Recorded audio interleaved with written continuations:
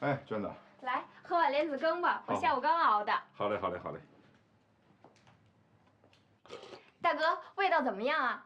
我下午可熬了2个多小时呢。味道不错。真的吗？相当不错。行，大哥，你以后想吃什么呀，都跟我说，我给您做啊。好，好，好，谢谢你啊，娟子。不客气。时间不早了，赶紧回去睡吧。啊、哎，行，大哥你可多吃2口啊。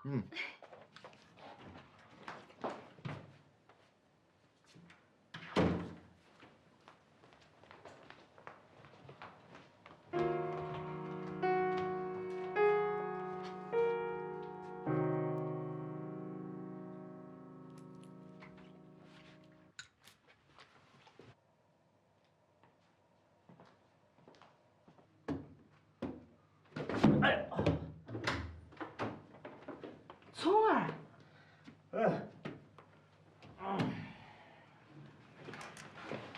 聪儿，怎么喝那么多酒呢？谁喝酒了？我没喝酒，好着呢。哎，聪儿，聪儿，开开门呐你！我要睡觉。哎，这孩子，这是怎么了？乐天，我这辈子要是超不过你，我誓不为人。君子爱财，要取之有道，含泪播种的人才会含笑收获。有一条路不能选择，放弃的路；有一条路不能拒绝，成长的路。多元的社会要学会取舍，幸福的前提是要懂得包容，懂得惜福。别看了，起不了那么早。这孩子啊，准是碰到不顺心的事儿。不行，我得去问问他。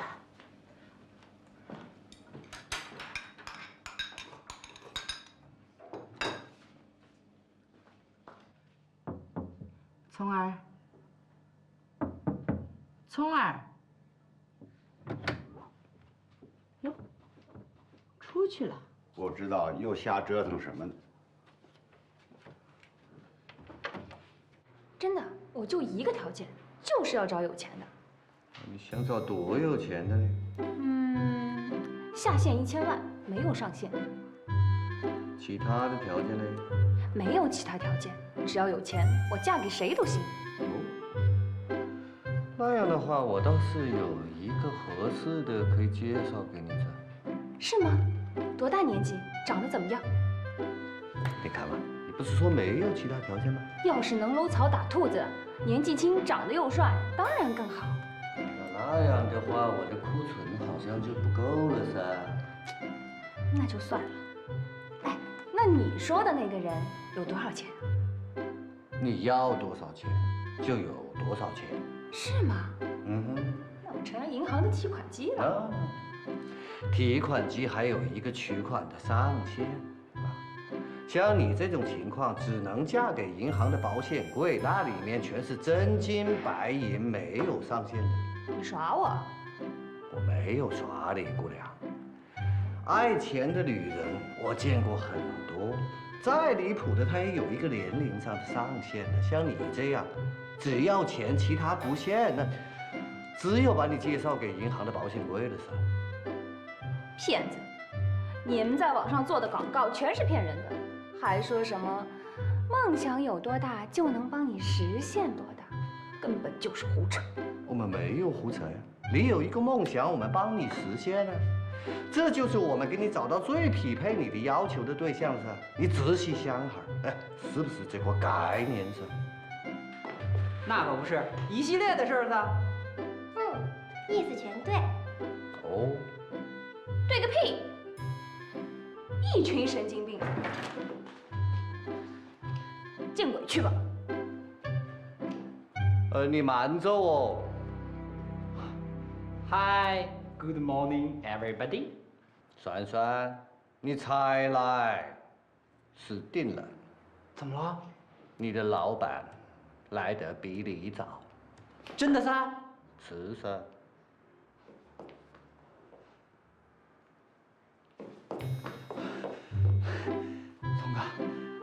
来这么早啊？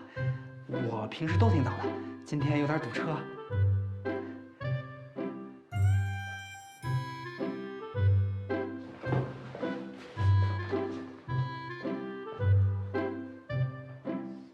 情绪不对噻。苗啊，我感到很是悲哀。你说这些女孩子，她怎么现在除了钱，她就不知道其他的事情了呢？啊，当然你不在其内哦。我有自知之明嘛。我从我妈肚子里出来的一瞬间啊，一看我爸妈和旁边人的表情就知道，豪门这辈子已经跟我无缘了。你还很有幽默感呢。这是事实嘛。反正我觉得啊，这大多数有钱的男人呢，都是以貌取人的，什么学识啊、修养啊，不过是在美貌之上增加的附加值。如果长得不漂亮，那么后面的附加值就根本一文不值。精辟，秀苗啊，你跟到我学了不少知识噻。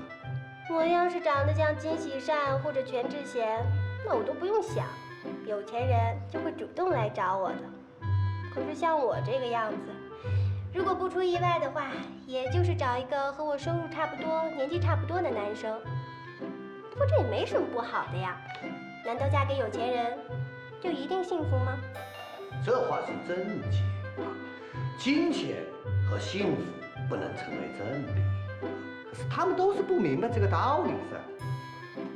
大兄，啊，跟你聊点事儿。啊，里面聊吧。哎，大哥，来，坐，你坐。哎，错过你有什么指教噻？打工，手头有闲钱吗？怎么今天所有人都跟我要钱呢？1、2千块还是有的，晚上要去斗斗小地主。我跟你说正经的，现在呢，我需要钱去做事儿，我给你15%的利息，1年之内还给你，你能拿多少？你要做什么嘛？哎呀，我跟你说了，你也不明白。反正我保证1年之内肯定还给你。我的为人你还不相信吗？啊，到时候就算是赔了，我砸锅卖铁，我也保证先还给你。你到底能拿多少嘛？20万，这是我全部的钱了，其他的钱呢都在我老婆那里。你知道，要从我老婆手里拿钱，位于虎口拔牙。大哥，你比我哥对我都强。从今往后，咱俩就是亲手足。那你一定要珍惜我们的手足情谊，按时把钱还给我，不要害得我到时候断手又断足的。你放心，到时候就算是断了我的，也不能断你的呀。那不是一样吗？你的断了，我的也好受不了。我们是亲手足噻。是噻。哦。借钱？借多少？你能拿多少吧？什么叫我能拿多少啊？关键是你要借多少，要干嘛？哎呀，反正是越多越好，没上限。没上限？你到底要干嘛呀？哎呀，我最讨厌你们问我要干嘛，要干嘛我自己心里清楚。你就说你能不能借吧。你要不说清楚干什么就不能。你怎么跟乐天似的呢？你们都是我亲哥哥亲姐姐吗？问你干嘛的，都是你亲哥亲姐，不问的才不是呢。要是咱亲爹亲妈，问的会更多。哎呦，说呀。啊，我投资了一个项目，已经做过评估了，非常的好，眼下就是缺钱。一共投资呢是300万，我找朋友已经解决了一部分，现在还差230万。300万？这不就是你上次跟大哥说的那什么基金的事儿吧？那已经不是基金了，换了个项目。那你跟哥说过吗？我干嘛什么事儿都跟他说呀？他又不是我爹。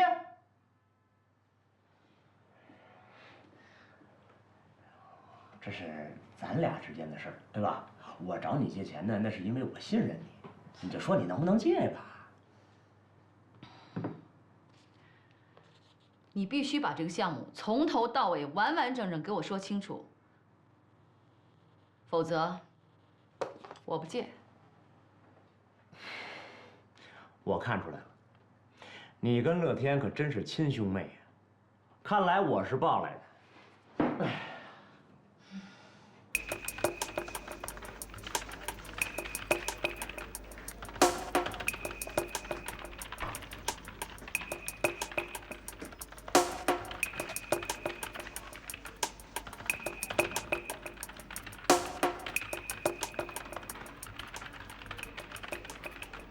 真是排山倒海。骆总，您放心吧，您要的文件我一会儿就给你打好。嗯。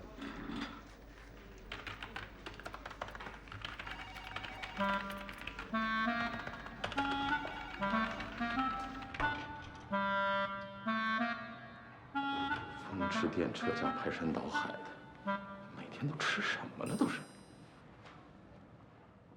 电视剧投资，你跟我都是外行，我觉得，你光凭他们给你的这点什么依据你就投资，太冒险了。项目都已经做过评估了，我花了好多时间。哎，你们是不是都觉得我是脑残呢？你以为呢？这隔行如隔山。我跟你说啊，这演艺圈到我这儿来做美容人多了，我听说过好多。电视剧投资有赔有赚。 哎，就这懂行的还能赔钱呢，更何况你这不懂行的呢？行，那怎么着吧？你的意思就是说你不借，对吧？对，我不借，我劝你也别去趟这趟浑水。乐聪啊，你要是结婚缺钱，姐绝对给你，而且不要你还。我相信哥也一样。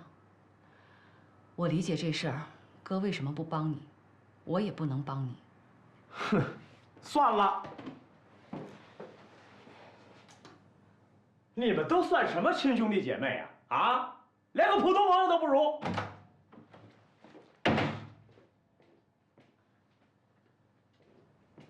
不靠谱的。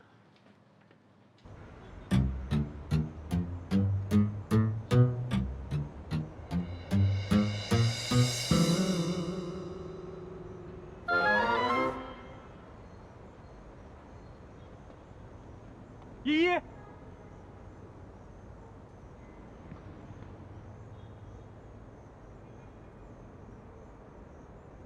陈依依，是我，乐聪，和你假结婚那个，你还记得吗？依依，谁呀？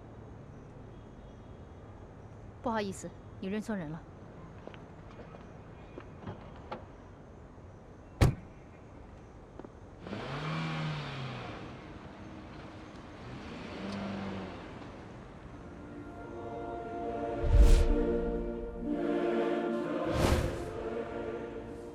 认错人了？开什么玩笑？你有点出息行不行？别一看女孩你就乱搭讪。谁乱搭讪了？那女孩我认识。你认识什么呀？人家明明就说不认识你，你别跟有些男的似的啊！一看见异性你就来劲，跟公狗似的。谁跟公狗似的了？管得也太宽了吧！哎，你不借我钱就算了，你还侮辱我，有你这么当姐的吗？我就是公狗了，怎么了？我追求女孩子，我天经地义，管着吗？我是你姐，你的事儿我就是管得着。行，打从今儿开始，我跟你和乐天没有任何关系了，我不承认。哼，你不承认就行了，这家还轮到你说了算。喂，永泉。嫣然，手术不能再拖了。我知道，可乐聪这些天又有一些事儿让我父母烦心。我要是现在告诉他们我做手术，他们肯定会担心的。你得的又不是绝症，我想他们不会太担心的。要不然，我去跟他们说明情况吧。啊，不用，这事儿还是我自己说比较合适吧。啊，那也好。对了，你那个大学同学是不是在追求你啊？你说的是汤俊吧？没有了，我们就是好朋友。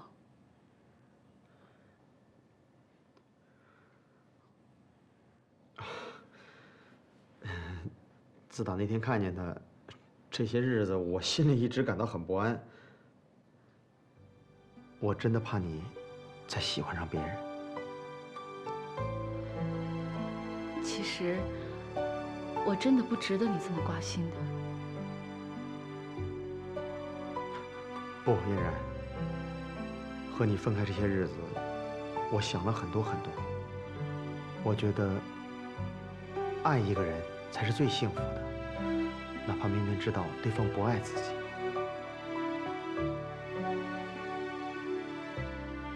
永泉，你是个好人，是我没有这个福分。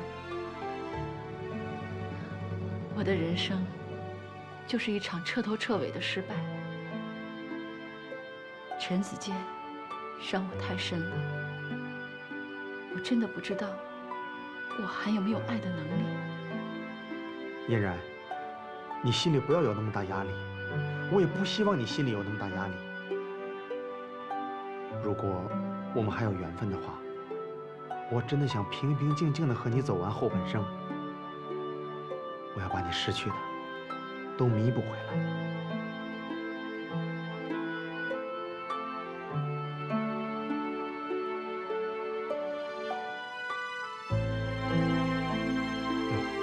我该走了，菲儿该放学了，我怕她看见我又该不高兴了。行，那我送你。哎。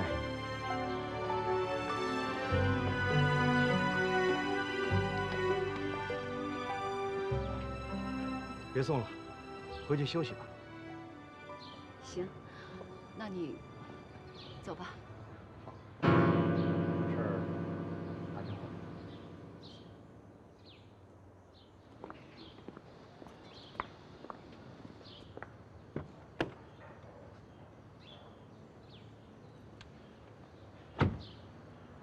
菲儿。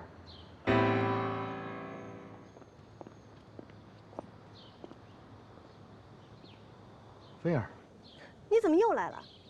你到底想干嘛呀？他都跟你离婚了，你还没完没了的缠着他，你有劲没劲啊？菲儿，你没有权利阻止你妈妈的感情生活。她为你付出的太多了，你这样下去，你会后悔的。哼，后悔？你要是再来纠缠他，我会让你后悔的。等等，干嘛？菲儿，你知道吗？你妈妈得了子宫肌瘤，医生说这是她常年心情抑郁造成的。你要再闹下去，你会永远失去妈妈的。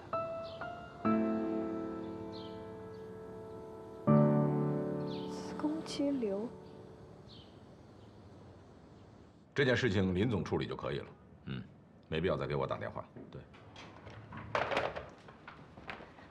乐总，您要的文件我已经给你打印好了。放那儿吧。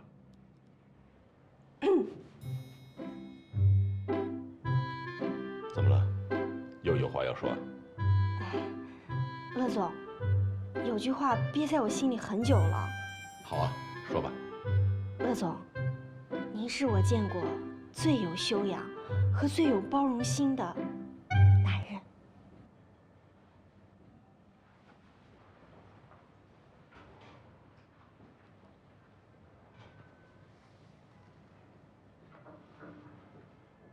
这是骨灰级的马屁精。哎，进来。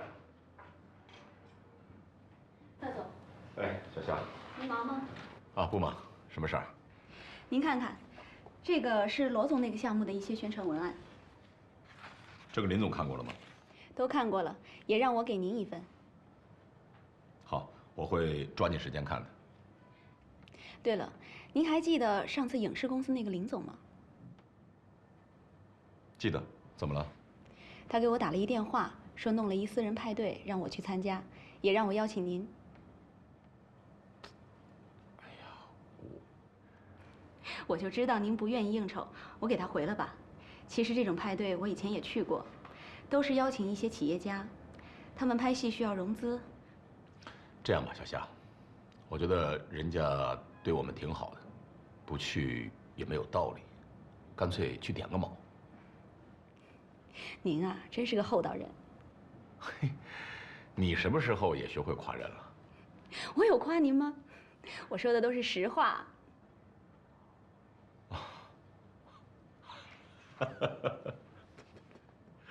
看来我真的有点草木皆兵了，啊！怎么喝那么多？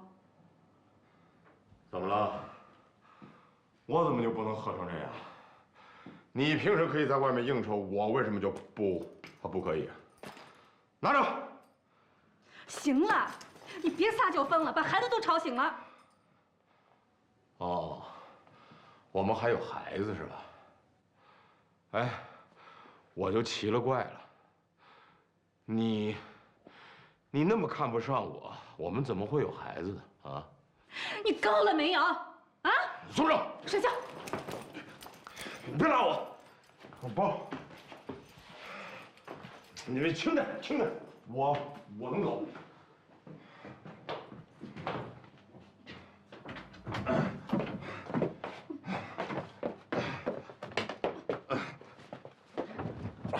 你看看你自己，你现在像个什么样子？我什么样子？啊？我知道你看不上我，我就奇了怪了。你既然看不上我，你当初为什么要嫁给我？啊？你回来！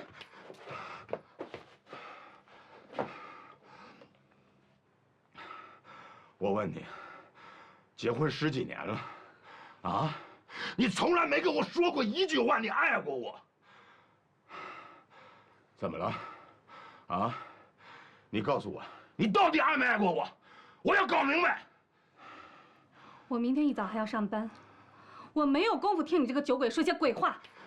我是喝酒了，但是我没有喝多，我脑子是清醒的，我脑子非常清醒，我绝对清醒。你告诉我，你到底爱没爱过我？啊？你跟我说清楚。爱过也好，没爱过也好，现在说这些有什么意义？不，有意义，而且意义重大。回来。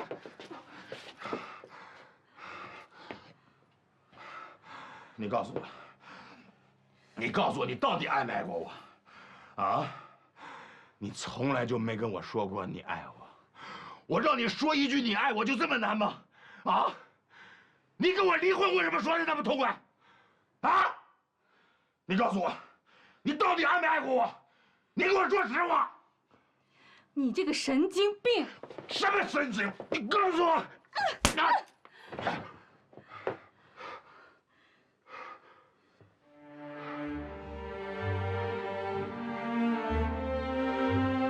对不起，对不起。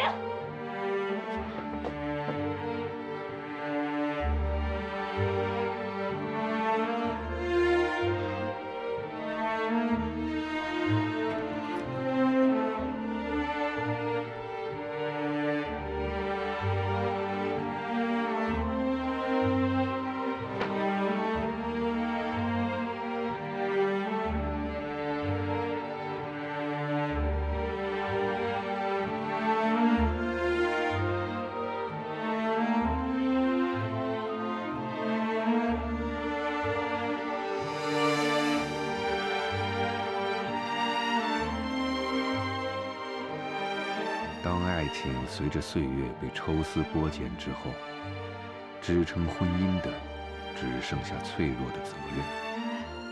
没有爱的婚姻，责任也终究会变成一种精神的负累，让我们窒息，将我们吞没。幸福的婚姻没有中间地带，要想幸福，首先必须有爱。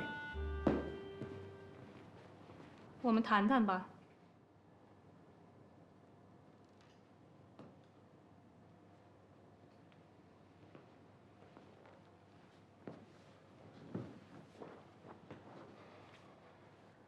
首先，我为昨天打你道歉。算了，你也不是故意的。是我喝多了。你不是昨天问我爱没爱过你吗？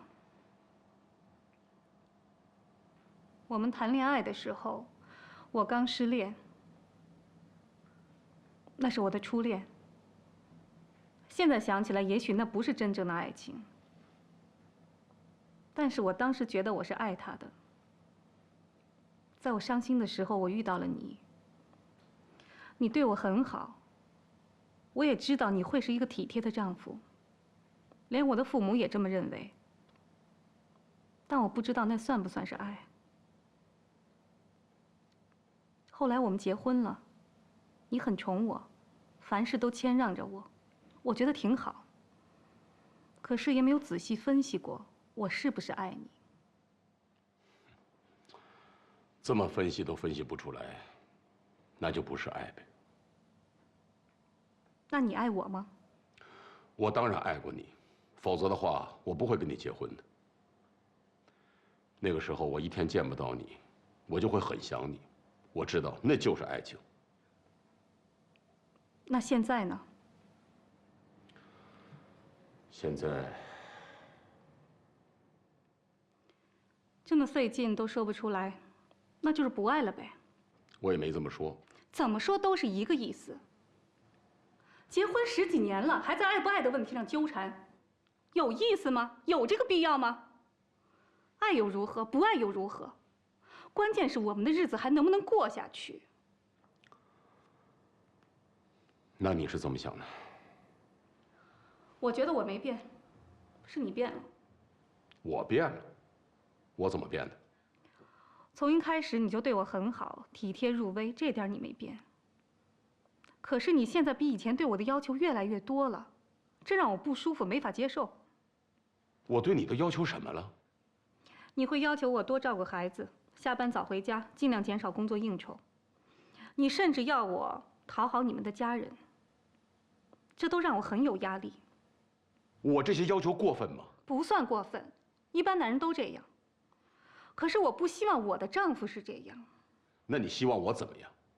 这不是我一个人的家，你是个妻子，也是个母亲，同时又是儿媳妇，还是嫂子，你也有你的责任呢。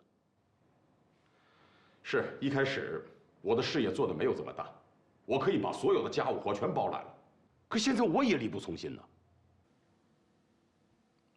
你幸福吗？你幸福吗？其实我们两个都不幸福，两个人见面都有压力。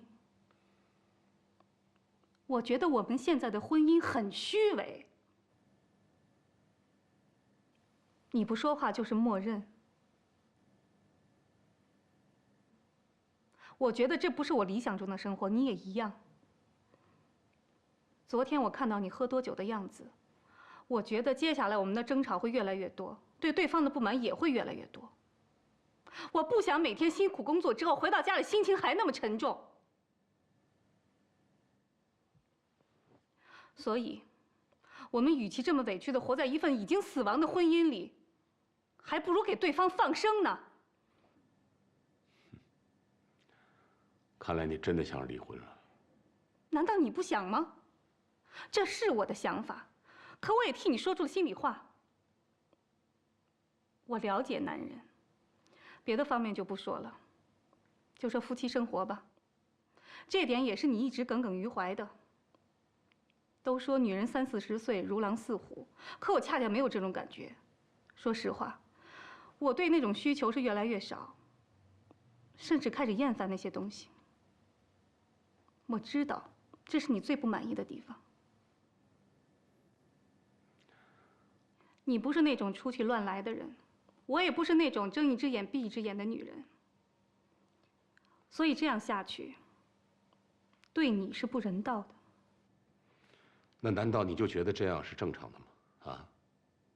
我们不是7老8十，我刚刚40，你连40都不到。我建议你啊，最好去看看医生去。我为什么要去看医生啊？我又没有这方面需求。我是一个有独立人格、有尊严的人，我可不想为了讨好谁去改变我自己。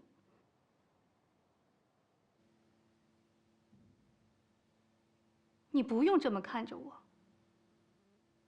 我自己也觉得我可能根本就不适合婚姻。即使没有男人，我仍然可以过得很好。我可以找个保姆，然后安心地做我自己喜欢做的事情。这恰恰是我理想中的生活。那鱼儿呢？你考虑了吗？啊，我考虑过了。对于孩子来说，需要的不仅是一个所谓的形式上的家，孩子需要的是真正健康、快乐、幸福的父母。我相信，即使我们分开，我们同样都会尽到做父母的责任。那你就不在乎我们的父母会怎么想吗？啊，他们都这么大岁数了，我们的离婚会给他们带来很大的打击。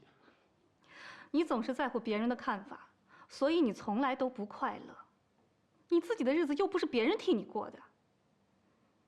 我的父母都是高级知识分子，他们向来都很明理。至于你的父母，你妈对我从来都不满意。上次在这儿不是还说我虐待你，要我们离婚吗？正好，你顺便给她找个贤惠的。你怎么可以这么理智啊，延安？我发觉你太自私、太冷酷了。你从来不去想一想别人的感受。没错，我是对你越来越不满意了。温柔、体贴、贤惠，所有妻子这些应该具有的美德，你全部都没有。我也不是没想过离婚，可是我在乎名声，在乎父母的感受，也在乎我们孩子的成长。我更在乎的是你。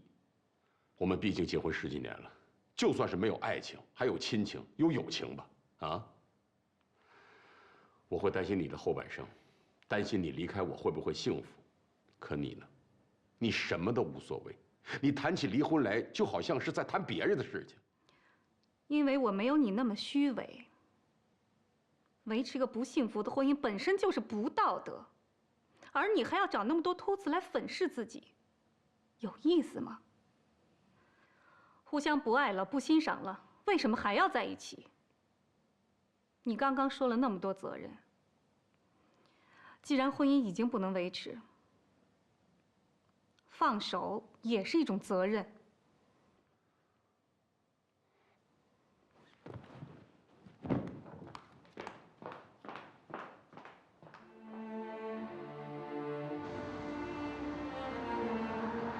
乐天最近无数次地想到离婚，可离婚对他来说绝非易事，他要面临道德、责任、良知等诸多的压力。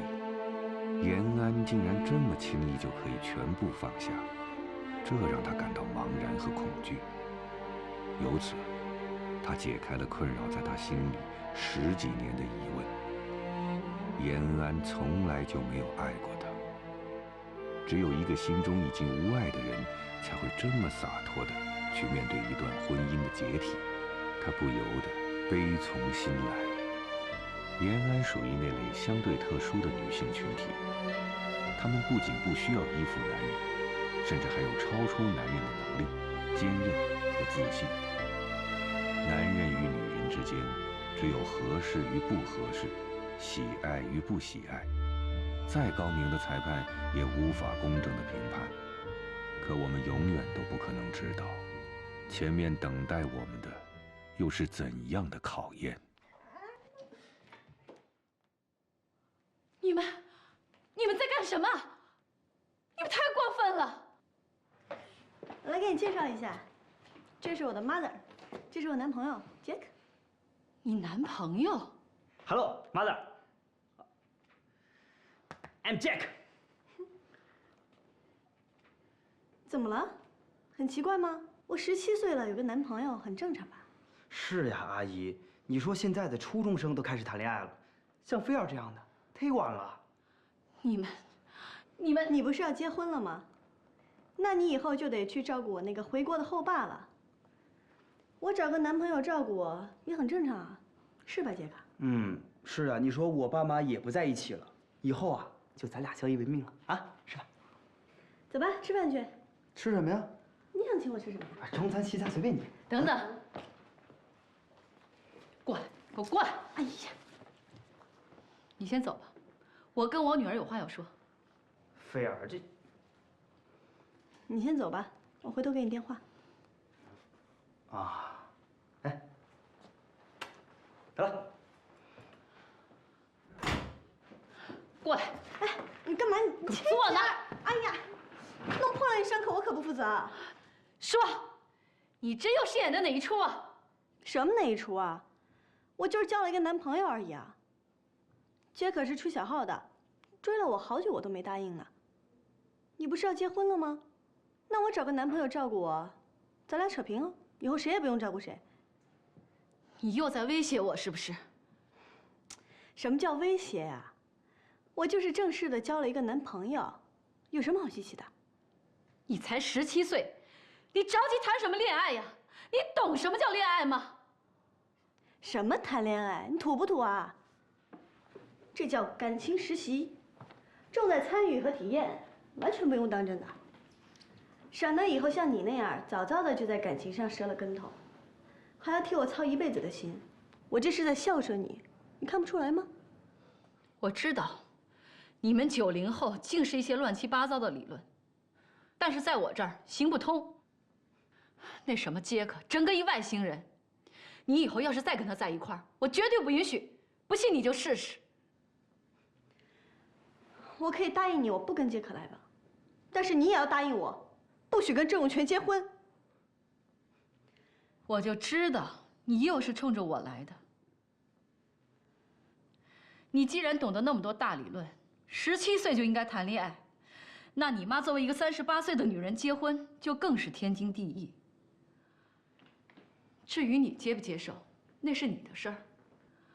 我迁就了你这么多年，我现在才知道是我错了。从今往后，我再也不会迁就你。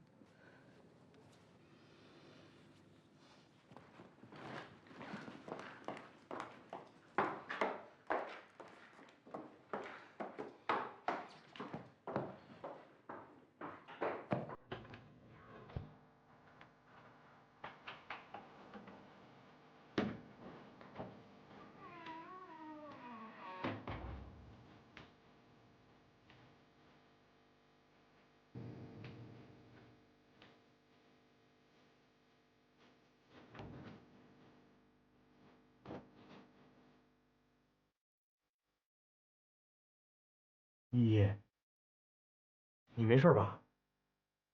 没事。刚才那些是什么人？不像好人呢。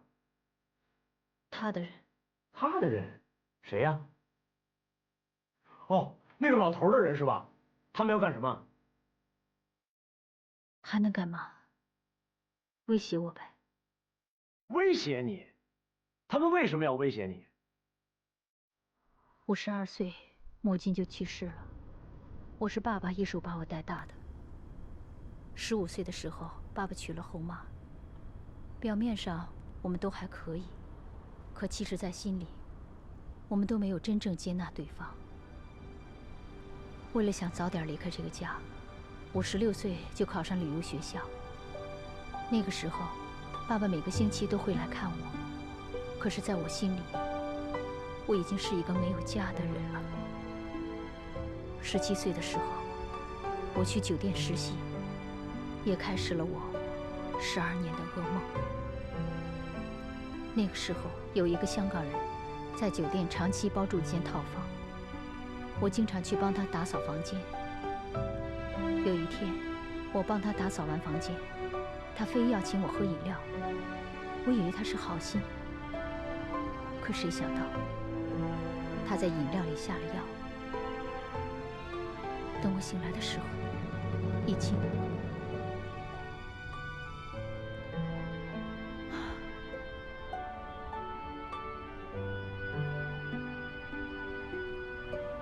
我那个时候又气又怒又无助，他又是认错又是忏悔。他说他真的喜欢我，一定会娶我为妻。那时候我17岁，他40岁。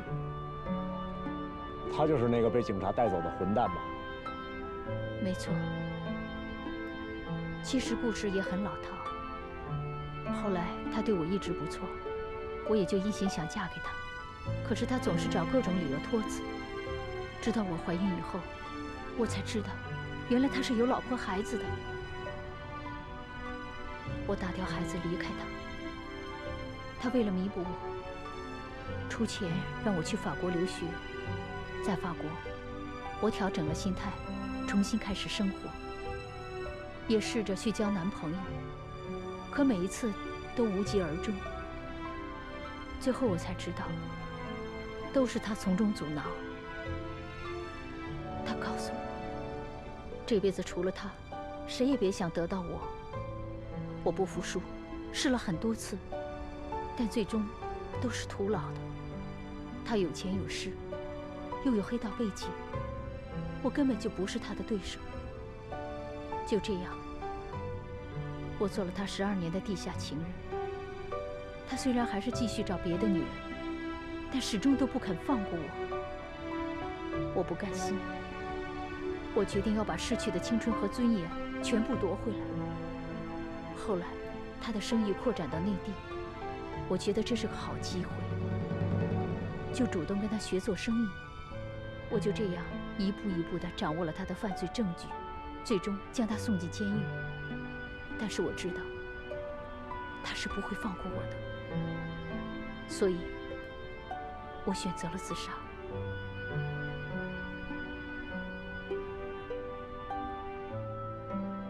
这就是我的青春岁月和我所有的故事。从17岁到29岁，这期间我没有亲人，没有朋友，没有任何人可以倾诉。在这个期间，我跟爸爸接触很少，但我每次看到他，都能感觉到他内心对我的愧疚。他以为我不结婚是为了忙事业，赶时髦，想做独身主义。尤其是在他患癌症的时候，最担心的就是我的婚事。所以，我才想用假结婚来安慰他。现在，爸爸走了，那个混蛋也得到了他应有的惩罚。我累了，真的累了。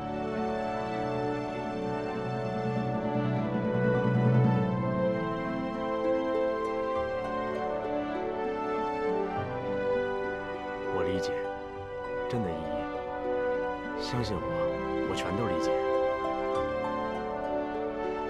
你很不幸，很不容易，但是这一切都已经过去了，不是吗？正是因为你经历了那么多的苦难，你才应该好好的生活呀。你想啊，你的爸爸在那个世界一定已经成了一个先知，你在这边所经历的一切，他都知道。如果他看到你现在这个样子，他心里该多难受啊！我想他一定希望你能振作起来，能开始幸福的生活。你所经历的这一切，不就是为了自由吗？可是现在你已经得到自由了，为什么你还会想到去死呢？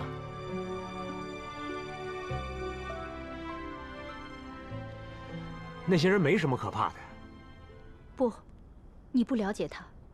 他虽然人在监狱，但他是不会放过我的。你真以为有黑社会啊？啊？他能把你怎么样？依依，你相信我，有我在，有法律，他不能把你怎么样的。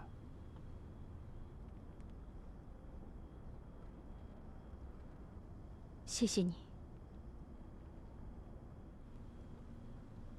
其实，我也不是怕他把我怎么样，我只是觉得，这样生活毫无意义。这跟死，又有什么区别呢？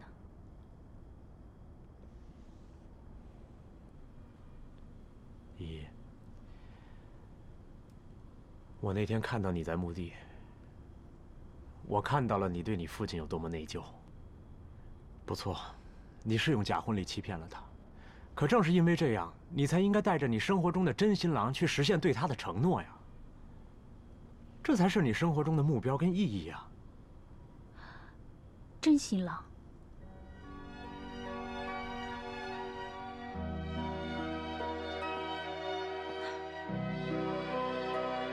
这样的女人，怎么还配得到真正的爱情？依依，虽然说你经历了很多的痛苦，貌似成熟，可实际上你还是一个没有长大的孩子。你毕竟才29岁，对吗？你不是没有亲人了吗？从今以后，你就把我当哥哥吧。虽然说我也不成熟，但是我会尽一切办法让你走出困境的。相信我。谢谢你。从我第一次见到你，就知道你是个好人，我没有看错。那咱们说好了，从今以后，你一定要好好的活着。你的命现在不光属于你，你也要对我负责，好吗？来。好，我答应你。结婚10几年的夫妻了，还在爱与不爱的问题上纠缠，有意思吗？爱又如何？不爱又如何？即使没有男人，我照样可以过得很好。这恰恰是我理想中的生活。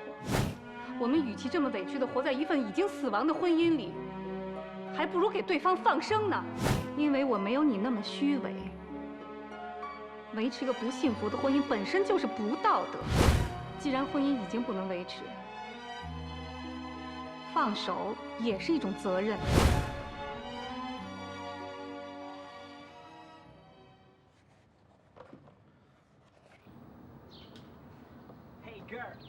Hello， 等等，怎么了？不是说好200的吗？你耍赖啊？谁让你趁机占我便宜呢？我占你便宜？哎，是你让我演的真一点。那我又没让你真亲我呀。那我不小心碰到的嘛。鬼扯！你就是故意的。我已经在使劲躲了，你还偏偏往上蹭，你是想抵赖是不是？好好好，我承认我是喜欢你。菲儿，我们就不能真谈恋爱吗？啊？你说什么？不是，这很好笑吗？你不觉得很好笑吗？你自己看看你这身行头，你个德行啊！你不怕雷死我呀？我怎么了？我这行头，我觉得我挺酷的呀。酷？王木一才是酷呢，但是他200块钱拿不下来。不过话说回来啊，要不是看在你这么酷的份上，我也不会找你来刺激我妈了。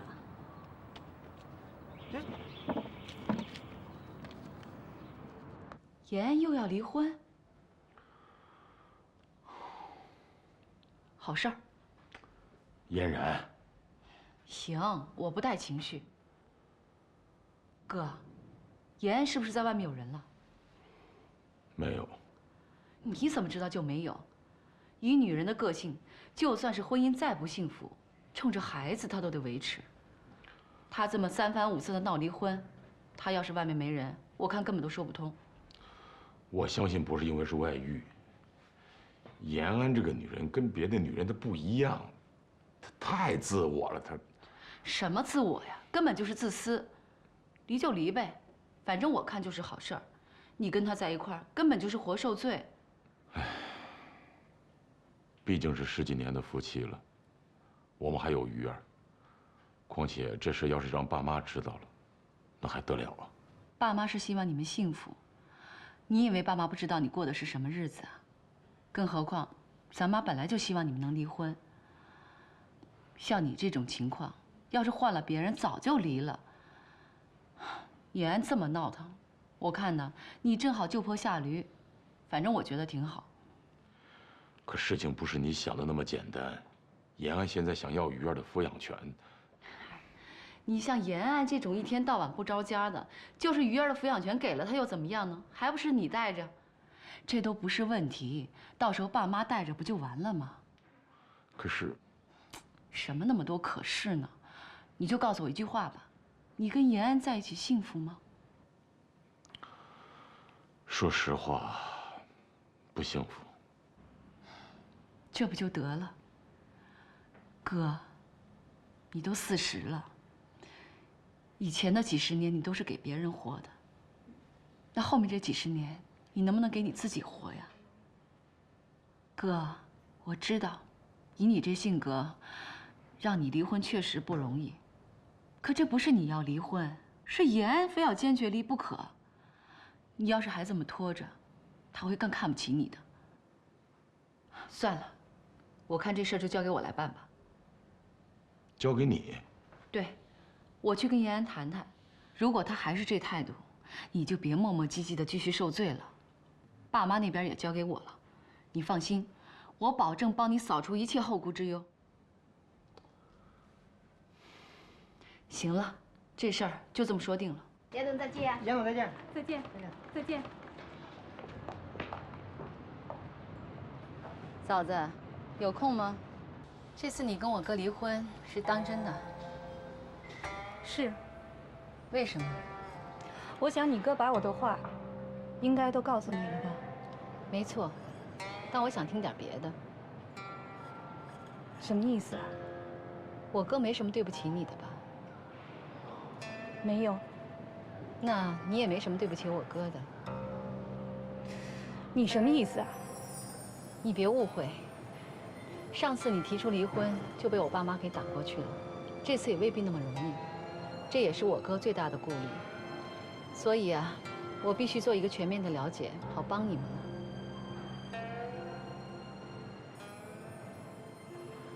我从结婚起到现在，从来就没有做过对不起你哥的事。了解了。那你离婚的理由就是对我哥很厌烦，反正死活就是看不上他。我也没有这个意思。你有没有不重要，我得这么跟我爸妈说。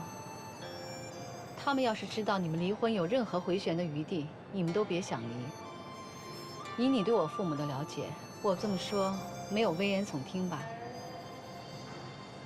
那行了，你们离婚这事儿就交给我吧，我会迅速帮你们解决掉的。我跟你哥离婚，你很高兴是吧？那当然，我哥终于可以脱离苦海，获得新生了。你也一样，跟一个自己根本不爱的男人过了10几年，真是难为你了。他对你越好，你就越厌烦，这种感觉我理解，你也挺不容易的。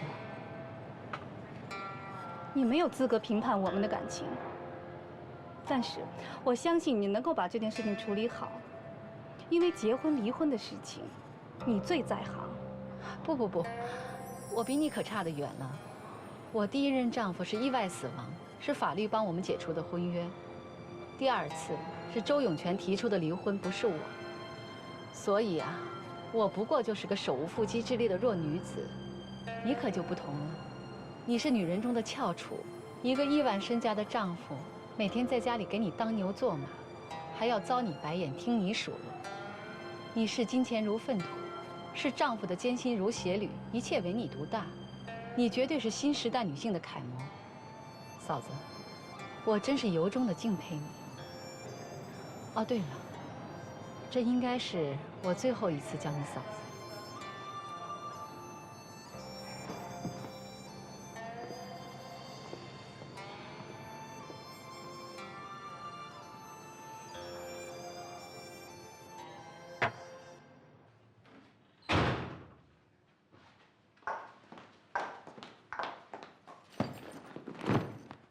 你干什么？离婚是我们之间的事儿，你居然要乐嫣然去羞辱我，世上居然有你这样的男人！嫣然是我妹妹，离婚是件大事儿，我不跟她商量，我跟谁商量？难道我还跟我父母商量吗？你自己的事你自己不能做主吗？你非要跟别人去商量？因为我不是石头缝里蹦出来的。嫣然私自结婚离婚，当年我父母那么伤心。为此，我妈还犯了心脏病，住进了医院。我是长子，我总得有点责任心吧。离婚这么大的事情，我总得把事情处理得妥善吧，这叫人性。你用不着变着法的说我没人性。乐嫣然之前离婚结婚折磨了你父母多少年啊？现在我们要离婚，他还跑过来支持我们，你怎么不说他没人性呢？我告诉你，从这一点上，我还真的很佩服你妹妹。她比你强，比你有担当，比你果敢，比你更能看清事情的本质。哎，我真奇了怪了，乐天，就你这么懦弱的性格，居然还能做这么大的企业。正因为我这种性格，我才能走到今天。凡事都从自己的角度去看问题的人，永远得到的都是眼前的这些蝇头小利。这些年，对于我们的婚姻，我不是没有动摇过。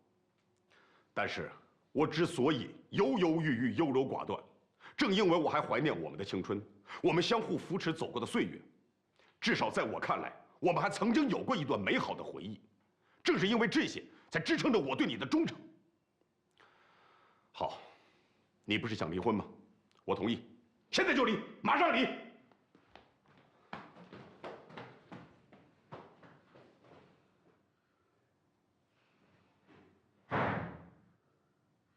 我跟延安已经协商好了，财产各半。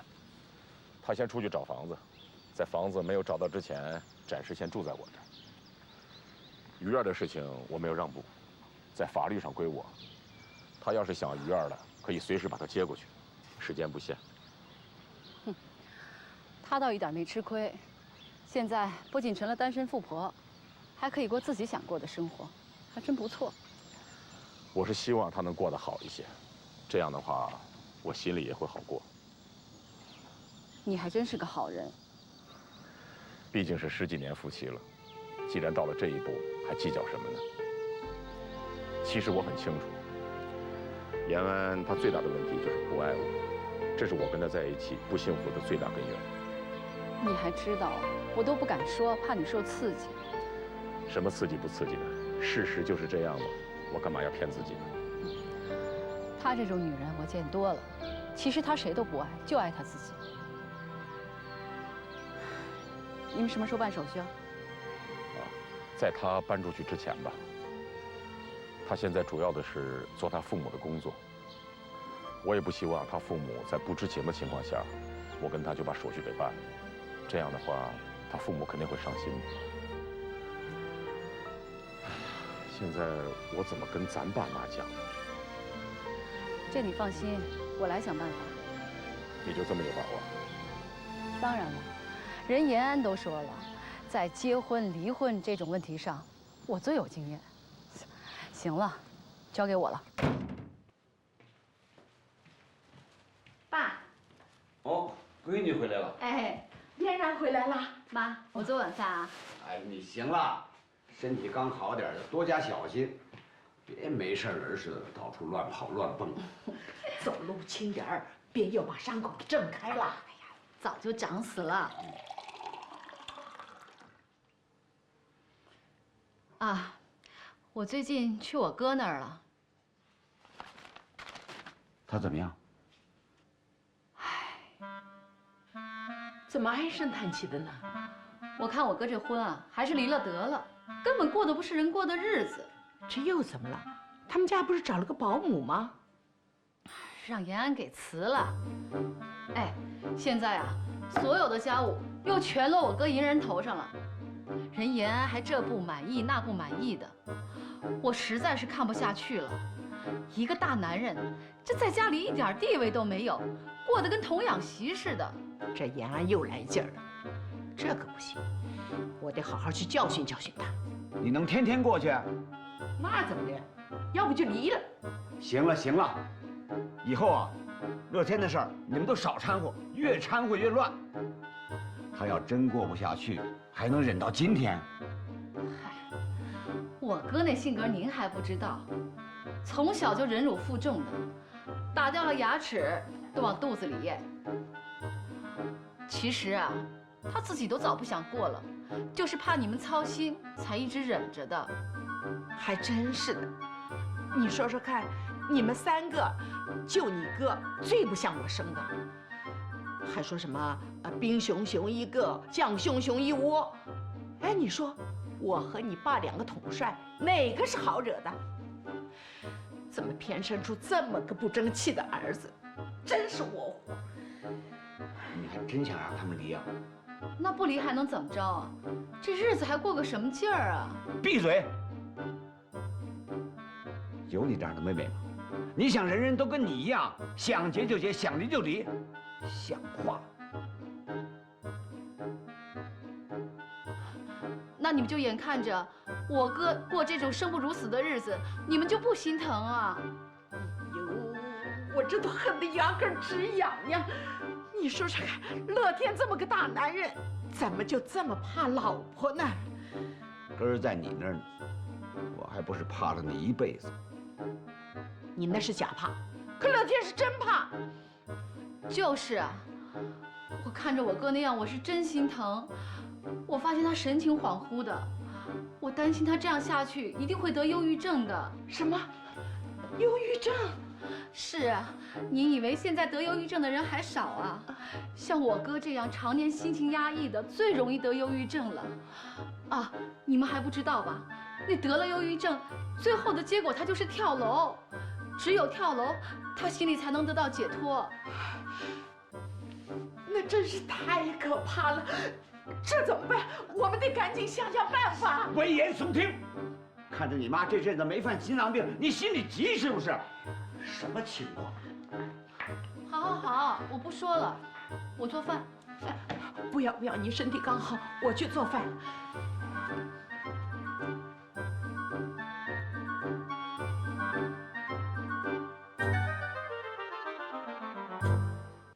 嫣然，一会儿到我房间来说啊。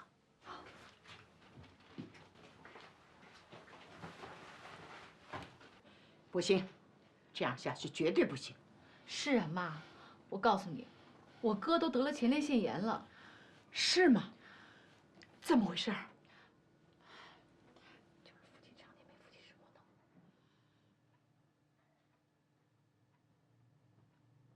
哎呦，你说说看，我这可怜的没出息的儿子，这日子怎么过成这样了？妈，你别着急，别再犯了病。反正这次啊，咱们一定得让他们离。对，一定得离。你说这要没孩子吧，离也就离了，这日子过到这份上了，还过什么呢过？可要现在离了，鱼儿怎么办呢？延安实在是太可恶了，这把年纪了，他以为离了好找啊，脑袋给枪打了。打也好，没打也好，反正是延安自己提出的离婚。我们正好这次无论如何都得帮我哥把这婚给离了。对，绝对不行！谁撺掇乐天离婚，我绝不答应。爸，你怎么还偷听啊？好话不背人，你们这点心思，我还不知道。爸，你可都听见了，是延安提的离婚，他亲口说的，他从来就没爱过我哥啊！难道咱们还死乞白赖的求他不成啊？烦了，这简直是个混不讲理的女人。我们天儿待她这么好，她还3番5次的要离开我们天儿。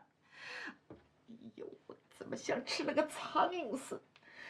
这老乐家也太没名了。就是，他对我哥这么不好，咱们正好顺水推舟，我哥还解脱了呢。绝对不行！婚姻不是儿戏，不能由着你们这么瞎胡闹。哎，你看妈，我爸怎么这样啊？你为了名声，你可看着我哥受罪，你都不心疼啊？对，这次啊一定要离，这种女人坚决不能要。儿子是懦夫，他妈可不是，一定离。离，我说了算。我看呐，谁敢跟我唱反调？你老糊涂了你！天下哪有父母盼着儿女离婚的？哎，你才老糊涂呢！他延安都要骑到我们儿子头上拉屎了，你还帮着他骑到我们全家的头上啊？那是因为他年轻无知。你作为母亲，应该帮助教育他们。你可倒好，推波助澜。有你这样的母亲吗？你才无知呢！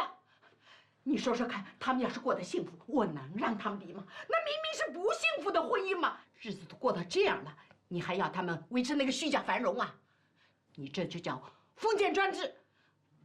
要是我们嫣然和永泉要离婚，我就坚决不同意。那是因为永泉对我们闺女好啊。可那延安对天儿怎么样？你瞎了眼睛没看见呐！真是气死我了！你这就是不与时俱进的结果。你这个老糊涂、老顽固、老封建！不管你怎么说，我这次绝不让步。有问题解决问题，离婚不行。哎，你看他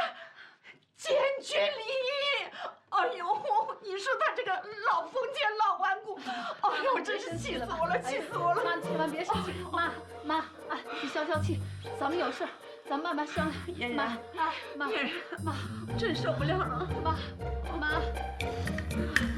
绝对不能离，那婚姻是儿戏吗？啊，想离就离呀，你那书都白读了。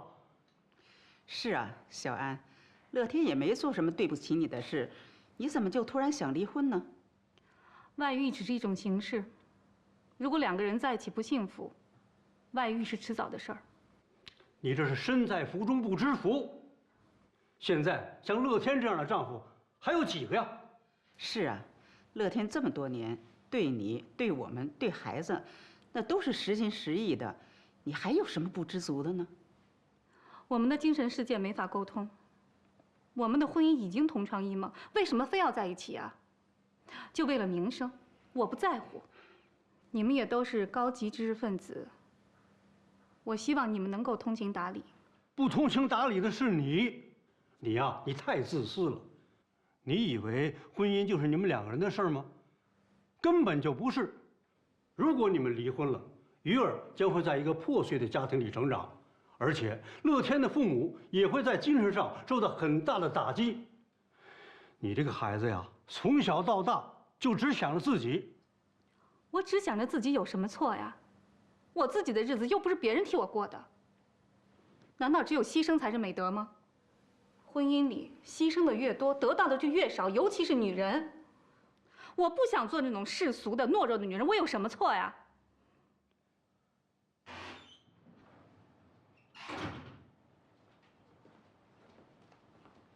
姥姥姥爷。哎，乐天回来了。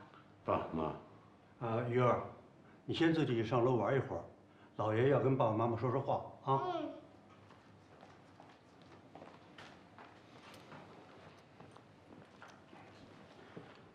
乐天呀，我只问你一句话，你愿意和延安离婚吗？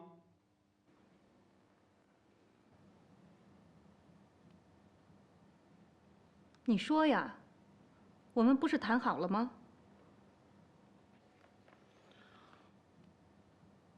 爸妈，我跟延安之间的确存在很多问题，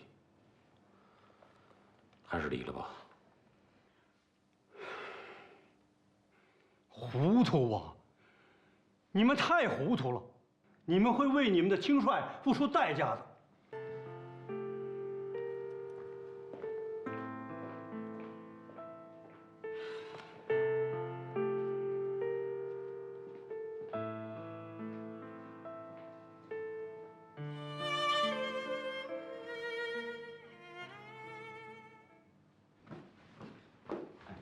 你干什么去？管不着。哎，你别去瞎搅和，好吧？怎么是瞎搅和？出这么大的事儿，当父母的能不管吗？人家以为我们一家子窝囊废呢。哎，咱不是不管，咱们得商量商量，怎么管呢？怎么跟你商量啊？你劝和，我劝离，咱们根本就是道不同不相为谋嘛，不是一国的。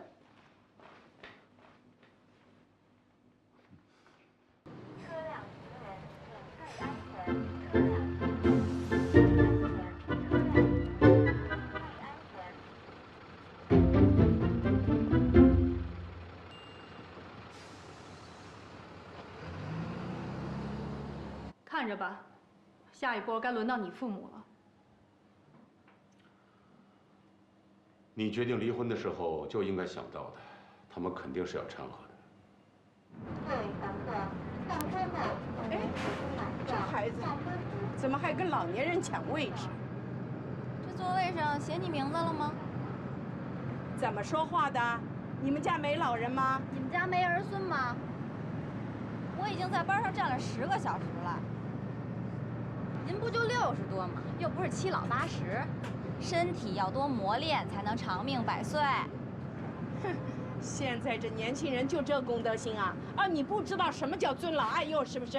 没有我们这些老年人的奉献，能有你们现在的幸福生活吗？我现在仍然在辛勤的奉献社会，没有我们的纳税钱，你们拿什么安度晚年？哎，你这孩子，哎，我说年轻人啊，你跟老年人怎么这么说话？你父母没教育你啊？我父母离婚了，我现在无父也无母，没人教育。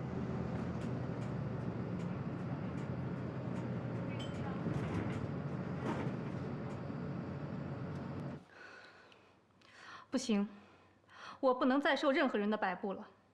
我们应该学学你妹妹，明天就去离婚。生米做成了熟饭，看他们还能说什么？我不同意。离婚可以，你可以不顾你父母的感受，但我必须得征得我父母的同意。知道我最受不了你的是什么吗？你受不了我的多了。我最受不了的就是你什么事儿都要看别人的脸色，做事瞻前顾后，优柔寡断。你倒是不计后果，当机立断。那你断吧。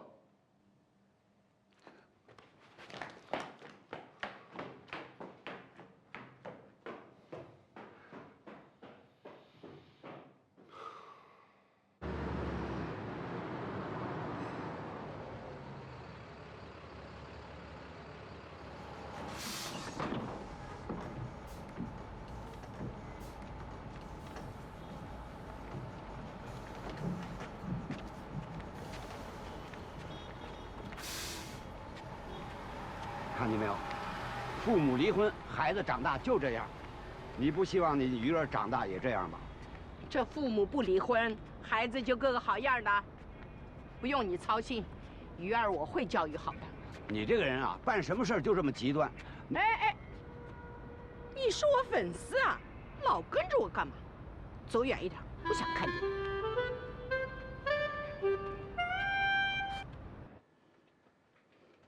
签字吧。签什么字？这是我从网上荡下来的离婚协议书，我们现在就签字，谁说也没用了。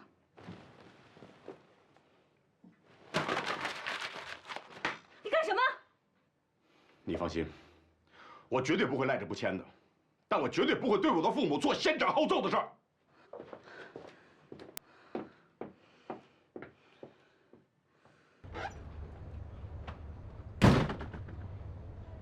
妈，你干嘛去你？我出去走走。你这要出去？那延安在吗？在。你干什么呀？干什么？说他去。急什么？跟乐天把事情问清楚再说，也来得及啊。那找个地儿说话去。